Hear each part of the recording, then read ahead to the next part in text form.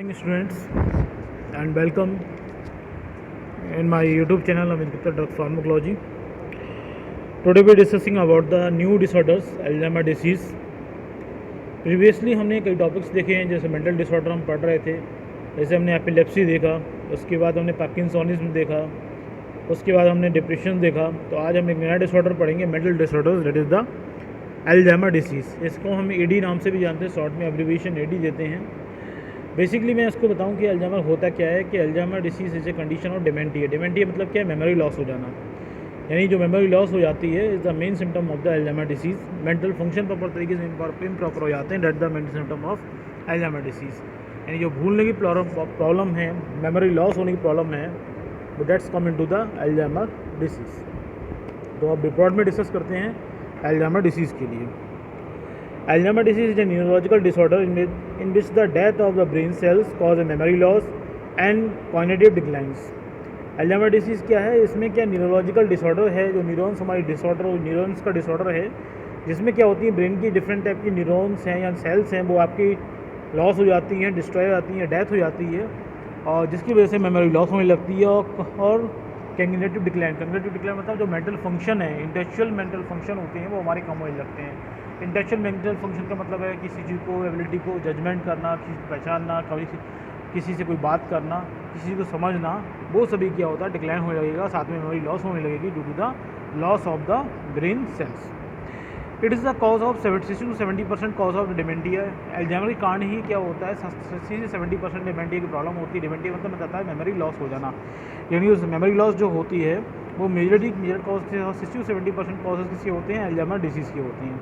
The most common early symptom of difficulty in the remembering of recent events. अगर most common symptoms की बात करें Alzheimer disease की, तो इसमें ये होता है कि जो हमारी रिसेंट इवेंट्स होती हैं उनको हम मेमोराइज़ नहीं कर पाते हैं, जो पेशेंट हो वो मेमोराइज़ नहीं कर पाएगा। जैसे किसी को आज किसी मीटिंग में जाना था, उसे याद नहीं रहा, आज किसी शादी में जाना था, इन्विटेशन था, याद नहीं रहा, किसी कोई सामान दिया, कोई पैसा दिया, कोई कुछ पर्स दिया, अपना पर्स रख के भूल गया, कोई सामान रख के भूल गया, कहाँ रख गया। तो ये रिसेंट इवेंट्स हैं, उसको आप वो तुरंत भूल जाता है। That is the main symptom of the Alzheimer disease. ठीक है, अब बात करते हैं क्लिनिकल मैनिफेस्टेशन की, क्या क्या इसके साइन और सिम्टम हो सकते हैं हम। Alzheimer, the person must have experienced a decline in the cognitive and behavior function and performance compared with how they are previously। अगर अल्जाइमर की बात करेंगे तो पहले अल्जाइमर यही डिसीज होगा कि कंजेटिव या बिहेवियर फंक्शंस हो, जो हमारी ब्रेन के इंटेलेक्चुअल फंक्शंस होते हैं वो आपके कम होने लगते हैं, यानी किसी चीज़ को इंटरप्रिटेशन करना, किसी चीज़ को पहचानना, किसी को रिकॉग्नाइज करना, तो ये सब पहचानना, देखना, सॉल्व करना, जजमेंट लेना, ये सब फंक्शन क्या होते हैं, वो डिक्लाइन कम होने लगते हैं। साथ में परफॉर्मेंस होती है ब्रेन की, हमारी कम होने लगती है। अगर हम देखेंगे जो हमारा प्रीवियसली ब्रेन काम कर रहा था उस पेशेंट का उस तरीके से वर्क नहीं कर रहा होता है। The cognitive decline must be seen in at least 2 of the 5 symptoms area listed below. अगर कॉग्निटिव डिक्लाइन की बात करें, मेंटल फंक्शन जो डिक्लाइन हो रहे हैं, कम हो रहे हैं, उसको देखेंगे तो मेजॉरिटी इन सभी 5 सिम्टम में से 2 सिम्टम्स जरूर ऑब्जर्व होते हैं। कौन कौन सिम्टम्स हैं? पहला क्या है? Reduce ability to take in and remember new information which can lead. मतलब क्या है, वो जो हमारी कंटिन्यू जो न्यू इन्फॉर्मेशन है उसको याद करना, उसको मेमोराइज करना आसान नहीं हो पाता, वो रिड्यूस एबिलिटी रिड्यूस हो जाती है जैसे। और साथ में क्या एग्जांपल हो सकते हैं? Repetitive question and conversation. अगर आपने कोई बात की है फिर दोबारा कोई पूछेगा, आपने कुछ पूछा है, आपने बताया कि आपने किसी पेशेंट जो अल्जाइमर पेशेंट है उसको आपने बताया दूध यहाँ मतलब कोई ऑब्जेक्ट यहाँ रखा हुआ है, तो फिर वो 10 मिनट फिर पूछेगा ऑब्जेक्ट कहाँ रखा हुआ है, तो वो रिसेंटली जो इवेंट होती हैं उसको भूलता जाता है, इसलिए रिपीटेड वो क्वेश्चन आपसे करेगा। मिसप्लेसिंग पर्सन बिलोंगिंग, और मिसप्लेसिंग पर्सन बिलोंगिंग मतलब जो चीज़ जहाँ रखी है वो ना रख के कहीं और रख देगा, या किसी और पर्सन को बुलाना हो तो किसी और पर्सन का नाम ले लेगा, ये सभी होने लगती है।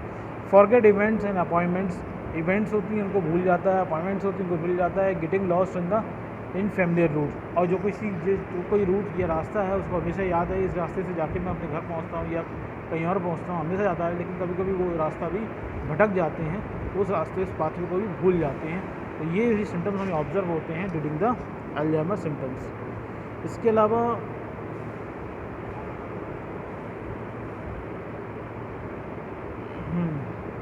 अलावा क्या है?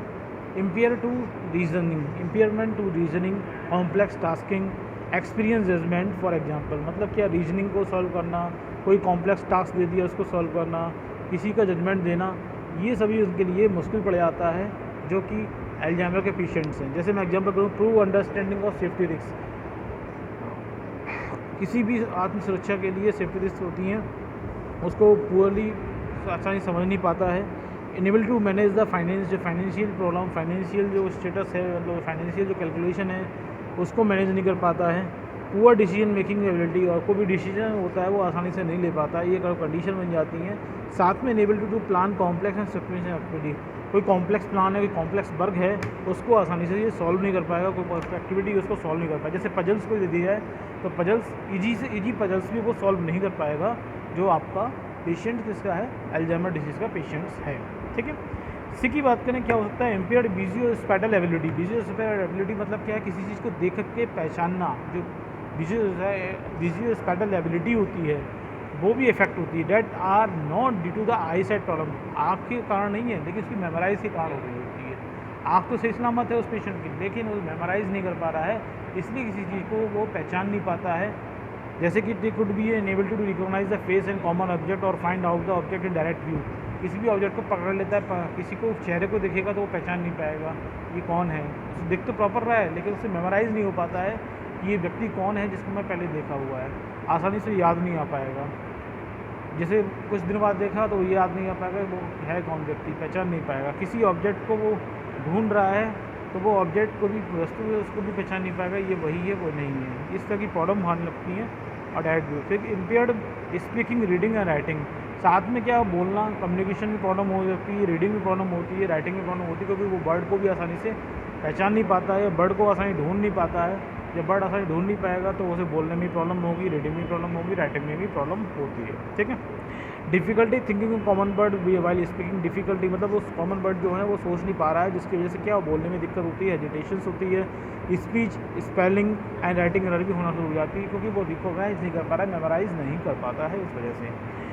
नेक्स्ट लास्ट सिम्टम क्या होता है, change in the personality and behaviour. उसका जो पेशेंट का पर्सनैलिटी है, बिहेवियर है, वो चेंज हो जाएगा। जैसे ही आपका out of character mood change होता है, इंक्लूडिंग एपैथी, सोशल विड्रॉलिंग करेगा, सोशल इंटरेस्ट कम हो जाएगा, लैक ऑफ इंटरेस्ट होगा, मोटिवेशंस कम हो जाते हैं, ये सभी चीज़ें हमको देखने को मिलती हैं।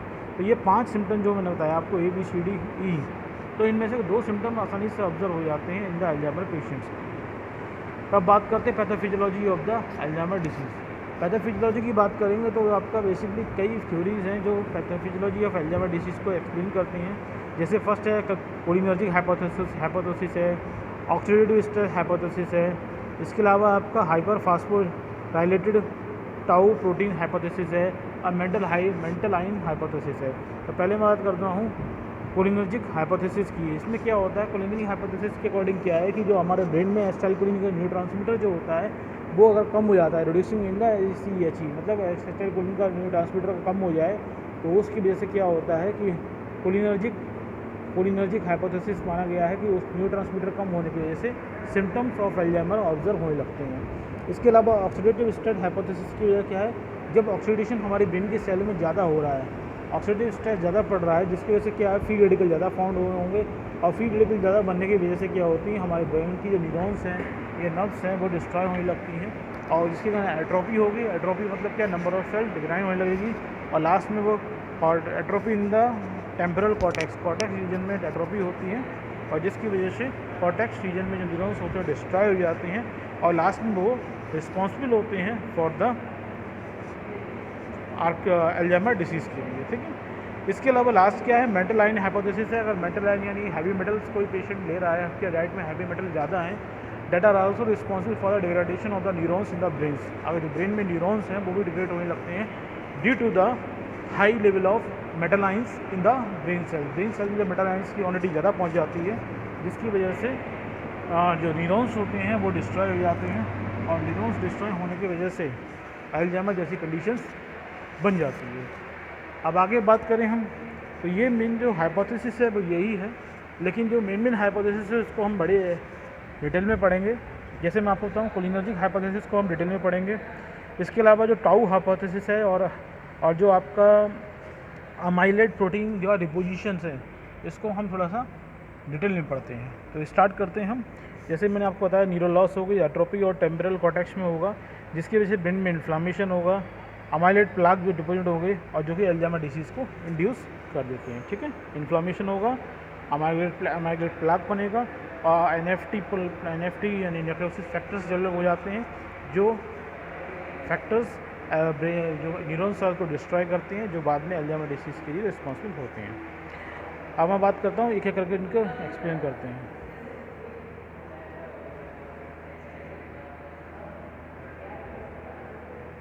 हाँ, अब बात करते हैं हम इसको एक्सप्लेनेशन को। जैसे मैंने आपको बताया था, सेवरल थ्योरीज हैं। Pathophysiology of several hypothesis exist to try to explain the cause of Alzheimer disease. Alzheimer disease के लिए डिफरेंट टाइप की थ्योरीज आपके एक्सप्लेन की गई हैं। जैसे मैंने फर्स्ट आपको बताया था कोलिनर्जिक हाइपोथेसिस। इसमें क्या होता है, it is the oldest hypothesis. क्यों है? On which the currently available drug therapy are based. क्योंकि जो ड्रग यूज़ की जाती हैं जो अल्जाइमर डिसीज में मेनली क्या है, कोलिनर्जिक एगोनिस्ट यूज़ की जाती हैं, यानी cholinergic hypothesis which proposed that Alzheimer disease यानी AD is caused by reduce the synthesis of neurotransmitter acetylcholine। उसकी वजह से क्या, अगर हम न्यूरोट्रांसमीटर्स एगोनिस्ट दे रहे हैं, एसिटाइलकोलिन एगोनिस्ट दे रहे हैं जो एसिटाइलकोलिन की एक्टिविटी को बढ़ा रहे हैं या उसके न्यूरोट्रांसमीटर को बढ़ा रहे हैं, उसकी एक्शन को बढ़ा रहे हैं, तो वो ड्रग क्या है, अल्जाइमर डिसीज़ के सिम्टम्स को कम कर रहे हैं। जिसका मतलब क्या है, ये डिफाइन करता है कि एसिटाइलकोलिन की डिफिशियंसी की वजह से क्या हो रहा है, अल्जाइमर डिसीज़ हो रही है। The cholinergic hypothesis has not maintained widespread support and largely because medications intended to treat acetylcholine deficiency have not been very effective। लेकिन ये भी दिखा गया है कि केवल एसिटाइलकोलिन के डेरिवेटिव कंपाउंड हम किसी पेशेंट को दे रहे हैं तो वो रिकवरी तो होती है, लेकिन कंटिन्यू एकदम बेस्ट रिकवरी नहीं हो पाती है। जिसकी वजह से क्या है कि अदर फैक्टर भी होते हैं जो रिस्पॉन्सिबल हो सकते हैं अल्जाइमर डिसीज़ के लिए। नेक्स्ट बात करूँ मैं अमाइलेट हाइपोथेसिस। अमाइलेट हाइपोथेसिस का मतलब क्या है, ये मेन रीजन है। अमाइलेट हाइपोथेसिस मतलब अमाइलेट जो प्रोटीन होती है, अमाइलेट जो प्रोटीन है वो आपकी डिपोजिट हो जाती है न्यूरॉन्स पे, और जिसके कारण अमाइलेट न्यूरॉन्स होती हैं वो डिग्रेड होना शुरू हो जाती हैं। और अमाइलेट जो हाइपोथेसिस, अमाइलेट जो प्रोटीन्स हैं वो डिपोजिट फ्री रेडिकल की वजह से भी हो सकती है और मेटल आयंस की वजह से भी हो सकती है। तो ये देखते हैं, amyloid hypothesis postulated that extracellular amyloid beta deposit are fundamental cause of the disease. मतलब क्या है, अमाइलेट हाइपोथेसिस के अकॉर्डिंग क्या है कि जो एक्स्ट्रा सेलुलर अमाइलेट बीटा जो प्रोटीन है वो आपकी डिपोजिट हो जाती है ब्रेन्स के सेल्स पे, ब्रेन में, जो मेनली रिस्पॉन्सिबल है फॉर द अल्जाइमर डिसीज़ के लिए। Support this postulated come from the location of the gene for the amyloid precursor protein APP exhibit at least earliest symptom of the Alzheimer disease patient by 40 years of the age। ये support इसके लिए ये supported data माना गया है क्योंकि जो early symptom जिनमें अल्जाइमर डिसीज़ में आ रहे थे उनके ब्रेन में देखा गया है कि उनके ब्रेन में अल्जाइमर प्रीशक्कर प्रोटीन के जीन्स आसानी से मिल जाते हैं जो कि रिस्पॉन्सिबल होते हैं synthesis of the amyloid proteins, amyloid beta proteins के लिए सिंथेसिस के लिए रिस्पॉन्सिबल होते हैं। अगर अमाइलेट प्रीशक्कर प्रोटीन्स APP अगर उनके ब्रेन में मिल रहा है, उसका जीन उनके ब्रेन में मिल रहा है, तो इसका मतलब क्या है कि इस जीन क्या करेगा, अमाइलेट बीटा प्रोटीन का सिंथेसिस करेगा जो डिपोजिट होगा आपके ब्रेन्स के न्यूरॉन्स में, कॉर्टेक्स ऑफ न्यूरॉन्स में, जो रिस्पॉन्सिबल होगा डिग्रेडेशन ऑफ न्यूरॉन्स के लिए और साथ में अल्जाइमर कॉज करता है। ठीक है, इसके अलावा क्या देखा गया है कि also a specific isoform of amylo proteins APOE4 is the major genetic risk factor for ADE। ये भी देखा गया कि अमाइलो जो प्रोटीन होती है, स्पेसिफिक आइसोफॉर्म है अमाइलो प्रोटीन्स, जो is the major genetic risk factor for ADE। जो अमाइलो प्रोटीन है वो आपके मेजर रिस्क फैक्टर्स है किसके लिए, अल्जाइमर डिसीज़ के लिए। ये क्या जेनेटिकली होती है, जेनेटिकली किसी में क्या होती है, स्पेसिफिक आइसोफॉर्म होती है अमाइलो प्रोटीन के ब्रेन में बनी होती है, स्पेसिफिक टाइप की, नॉर्मल टाइप की नहीं। नॉर्मल टाइप की है तो वो अल्जाइमर डिसीज़ के रिस्पॉन्सिबल नहीं है, लेकिन कुछ जेनेटिकली पेशेंट में देखा गया है कि उसमें स्पेसिफिक आइसोफॉर्म्स ऑफ अमाइलो प्रोटीन जो बन रही है जैसे APOE4, ये मेजरली रिस्पॉन्सिबल किसके लिए है, अल्जाइमर डिसीज़ के लिए। जैसे मैं आगे बात करूँ, while amyloid proteins enhance the breakdown of beta amyloid. वैसे तो क्या होता है कि जितनी अमाइलो प्रोटीन्स हैं वो आपकी ब्रेकडाउन कर रही है किसके, बीटा अमाइलेट की। बीटा अमाइलेट का ब्रेकडाउन होगा, बीटा अमाइलेट टूटेगा तो अच्छा है, अगर डिपोजिट होगा तो हार्मफुल है। नॉर्मली क्या होता है कि जो हमारे अमाइलो प्रोटीन्स हैं वो बढ़ा देती हैं ब्रेकडाउन ऑफ बीटा अमाइलेट प्रोटीन के लिए। बीटा अमाइलेट का प्रोटीन का ब्रेकडाउन करेंगे वो डिपोजिशन में नहीं हो पाता है। लेकिन सम आइसोफॉर्म, जैसे मैंने ऊपर बात बताई, स्पेसिफिक आइसोफॉर्म यानी कि सम आइसोफॉर्म यानी स्पेसिफिक आइसोफॉर्म जो हैं are not very effective at this task, वो आइसोफॉर्म होती हैं, वो इफेक्टिव नहीं है। जैसे वो आपका एग्जांपल APOE4 इफेक्टिव नहीं है for degradation of amyloid protein, कि अमाइलॉइड प्रोटीन डिग्रेडेशन नहीं कर पाएंगी वो, तो अमाइलॉइड प्रोटीन जो होती है वो हमारे ब्रेन में डिपॉजिट हो जाएगी, और अमाइलॉइड प्रोटीन का डिपोजिशन की वजह से क्या होता है, lead to the excessive amyloid buildup in the brain, और ब्रेन जब ज़्यादा अमाउंट में प्रोटीन जब वो एक्यूमुलेट होगी न्यूरॉन्स पे, जो रिस्पॉन्सिबल होगी अल्जाइमर डिसीज़ के लिए। तो अमाइलॉइड हाइपोथेसिस समझ में आ गया होगा मेरे ख्याल से। मैं आपको समरी इसकी दोबारा बता देता हूँ। अमाइलॉइड हाइपोथेसिस इसलिए एक्सप्लेन किया है, इसलिए सपोर्टेड माना जाता है कि जो पेशेंट्स हैं जिनके 40 ईयर्स के आसपास हैं, जिनमें अल्जाइमर के डिसीज़ के सिम्टम्स देखे गए हैं, उनके ब्रेन में देखा गया है कि अक्सर अमाइलॉइड प्रीसगर प्रोटीन्स का जीन पाया जाता है जो रिस्पॉन्सिबल है अमाइलॉइड प्रोटीन सिंथेसिस के लिए। तो जब वो जीन मिल रहा है, इसका मतलब प्रोटीन सिंथेसिस भी ज़्यादा होगी, इसका मतलब क्या है, वही प्रोटीन रिस्पॉन्सिबल है फॉर द अल्जाइमर डिसीज़ के लिए। इसके अलावा ये भी देखा गया जो जेनेटिकली जिन पेशेंट में अल्जाइमर डिसीज़ हो रही है, उनमें क्या है, हमें देखा गया है कि उनमें स्पेसिफिक टाइप का अमाइलो प्रोटीन पाई जाती है। वो स्पेसिफिक टाइप की अमाइलो प्रोटीन यानी कि APOE4 है, वो आपकी डिग्रेड नहीं करती है अमाइलॉइड प्रोटीन के लिए। और अमाइलॉइड प्रोटीन जब डिग्रेड नहीं होगी, बीटा अमाइलॉइड प्रोटीन डिग्रेड नहीं होगा, तो हायर अमाउंट में वो ब्रेन में डिपॉजिट हो जाता है, और जो रिस्पॉन्सिबल होता है degradation of the neurons and Alzheimer disease. ठीक है, इसके अलावा हमें लास्ट थ्योरी जो है वो टाउ हाइपोथेसिस है। Tau hypothesis propose that tau protein abnormality initiate the disease cascade. ये टाउ प्रोटीन अगर फॉर्मेशन हो जाए तो वो रिस्पॉन्सिबल है, स्टार्टिंग स्टेप्स है, स्टार्टिंग मैकेनिज्म है for development of the Alzheimer disease के लिए। कैसे? In this model hyperphosphorylated tau begin to pair with other thread to tau. Eventually they form neurofibril tangles inside the nerve cell bodies. होता क्या है, इस theory के according क्या है, जो आपका हाइपरफॉस्फोरेटेड टाउ जो प्रोटीन है, जो हाइपर फास्फोलेटेड हो गई है, और साथ में वो आपकी वो पेयर बनाती है, वो कॉम्प्लेक्स बनाती है अदर टाउ प्रोटीन के साथ में।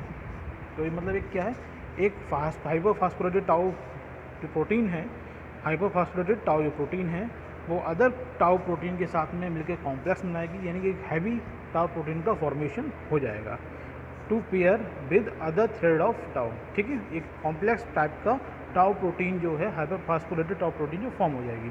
अब eventually this form of neurofibrillary tangles inside the nerve cell body, और इसकी वजह से ये जो एक फॉर्म बना रहे हैं, न्यूरोफाइब्रल टेंगल बना रहे हैं, वो आपका नर्व सेल बॉडी के अंदर इंसर्ट किया जाता है, विच दिस अकर द, जिसकी वजह से क्या होगा, ये जो कॉम्प्लेक्स बना रहे हैं यानी कि न्यूरोफाइब्रल टेंगल जो बने हुए हैं, वो क्या करेंगे, दे फॉर्म न्यूरोफाइब्रल टेंगल फॉर्म करते हैं जो नर्व सेल बॉडीज़ के अंदर इंसर्ट कर जाते हैं।